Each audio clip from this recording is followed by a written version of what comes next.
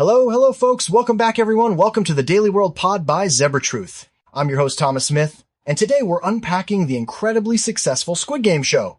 This podcast dives deep into Squid Game's massive success and cultural impact, following the explosive Season 3 finale and its groundbreaking Fortnite crossover. We dissect the show's sharp critique of capitalism, morality, and societal systems, explore fan reactions to the controversial ending, and discuss spin-off theories. We're joined today by our expert, Jane. Jane, welcome to the show, and let's dive right in, shall we? Let's kick things off with the fact that the internet hasn't stopped buzzing. It's not just a binge-worthy thriller. It's become a cultural mirror reflecting our society's deepest anxieties. So, why has Squid Game struck such a nerve globally? Great question, and thank you, Thomas, for having me. It's always a pleasure to be here. Honestly, Squid Game hooks people because it's more than just deadly playground games. It's a razor-sharp critique of modern capitalism and class disparity. The way it exposes the illusion of choice, like, are you really choosing to play if your only other option is lifelong debt, hits close to home for viewers struggling under economic pressure. Exactly. The show's creator, Hwang Dong-hyuk, even said he wanted to hold a mirror to society, reminding us that for many, life itself is a zero-sum game. The fact that the VIPs treat the players like horses is such a brutal metaphor. Have you noticed how the game's childlike aesthetics only make the violence more disturbing? Oh, totally. Those pastel obstacle courses are like twisted nostalgia. It's almost as if the show's saying, remember how fun and fair games felt as a kid? Well, adulthood's just as rigged, but with way higher stakes. And let's not forget, the global response isn't just from fans who love gore, but from people who see their own struggles reflected back at them. Right, and that resonance is real. According to Netflix, Season 1 alone reached over 142 million households, making it their biggest debut ever. But it's more than numbers, it's about the conversations and memes exploding everywhere. Speaking of memes, have you seen the baby in the green tracksuit trending as the youngest billionaire in Netflix history? Oh, that meme is everywhere. But underneath the jokes, there's some heavy stuff. Squid Game basically asks, what would you do if pushed to the edge?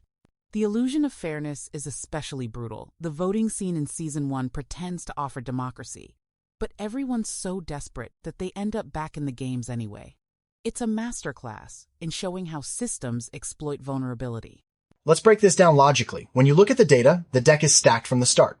The rules are equal for players, but the game masters bend them at will. Turning the lights off during the riot? That's not fairness. That's control disguised as order. Even the so-called choice to leave is a trap, since the outside world offers no escape from poverty. And morality in Squid Game? It's so fragile. Early on, you see alliances, people sharing food, showing empathy. But as the prize gets closer, those bonds shatter, especially in the marbles game. It's almost like the show is running a social experiment. Strip away hope and watch solidarity collapse. Yet, characters like Gi-hun prove compassion can survive, even if it's rare.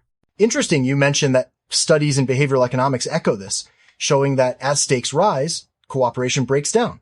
The show makes us ask uncomfortable questions about ourselves. Are we really so different from the players? If we were in their shoes, would we do any better? That's the million-one question. And Squid Game doesn't let viewers off the hook. It's like it's daring us to confront the systems we live in and maybe, just maybe, to act a little differently in real life. But before we get too deep, let's talk about how the show's endings crank up the emotional impact. Absolutely. Let's dig into that. Season 3's finale split the fandom right down the middle. No one saw that baby is winner twist coming total curveball. The moment Gi-hun steps off saying, "We are not horses. We are humans," hit people hard. Some fans called it the boldest ending in TV history, while others felt cheated. What's your take? Honestly, I'm torn. On one hand, it flips the hero survives trope on its head. The baby winning is like a reset, a symbol of innocence surviving where adults failed. But on the other hand, some fans argue she did nothing to earn it, and that the shock value overshadowed character closure.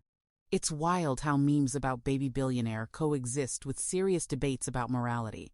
And the symbolism is deep. Creator Hwang confirmed. The baby represents a new beginning for humanity if we break cycles of exploitation. But the hope feels bittersweet, almost fragile. The fact she only wins because everyone else dies makes you question what victory really means in a broken system. Exactly. The ending is a moral punch in the gut. Gi-hun's choice to refuse killing cements his redemption, but also exposes the game's twisted logic. It's like the show is saying, there's no real winner if the game itself is corrupt.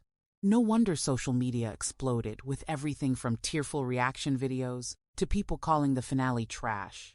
It's fascinating how divided the audience is. Some appreciate the thematic integrity, no easy answers, no fairy tale endings, while others crave closure and hope. Either way, the emotional impact is undeniable, and it's fueling wild speculation about what's next. Speaking of which, let's shift gears and talk about the future of the Squid Game universe. Let's do it. So, with no Season 4 planned, all eyes are on spin-offs and expansion. That Cate Blanchett cameo as an American recruiter? People are convinced we'll see Squid Game USA or a global tournament next. There's even talk of spin-offs exploring masked guards or recruiters. Imagine a whole series about how they pick contestants.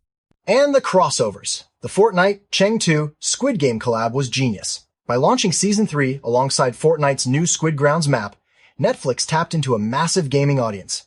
Suddenly, teens who'd never watched the show were battling in red light, green light, and then binging the series afterwards. Netflix reported a surge in young viewers post-collab. It's wild. Those pink guard skins, tracksuits, and that creepy doll didn't just sell out, they became digital billboards on TikTok and Twitch. And with authentic Squid Game minigames in Fortnite, the brand stays relevant way beyond TV. It's a win-win. Fortnite gets fresh hype. Squid Game gains a younger, global fan base. Plus, the spin-off theories are endless. Some want to see the Recruiter Chronicles. Maybe recruiters are former players working off their own debts. Others dream about an international tournament where winners from different countries face off, each bringing their own childhood games. The lore is deep enough to fuel a whole cinematic universe. Totally, whether it's a gritty origin story or a global deathmatch, Squid Game's world is too rich to just end here. The real question is, can future spin-offs keep the same cultural punch? Or will they lose the raw honesty that made the original so powerful? Maybe that's the real game Netflix is playing now. On that note, let's wrap up and leave our listeners with something to chew on. So, to sum up, we've covered Squid Game's biting commentary on capitalism, its gut punch endings, and its evolution into a global brand. Whether you see it as a warning or a celebration of resilience, one thing's clear. This show gets people talking, arguing, and yes, even memeing. Couldn't agree more. And it's not about choosing sides, are you Team Hope or Team Nihilism? Squid Game's real magic is sparking debate. Maybe next time you see a viral meme or Fortnite skin, you'll remember the deeper questions it's asking. What would you do to survive? And what's the cost of winning in a world built on unfair rules? Exactly. We invite you, our listeners, to keep the conversation going. Do you think Squid Game's critique of society hits home? Or is it just dystopian drama? Would you want to see an American spin-off? Or does the story lose something outside Korea? Drop your thoughts, tag us, and let's keep this debate alive. And hey, if you ever find yourself playing red light, green light in Fortnite, remember, sometimes the only way to win is not to play or to change the game entirely. Stay curious, stay critical, and we'll catch you next time. Okay, on that positive note, that is a wrap for today then.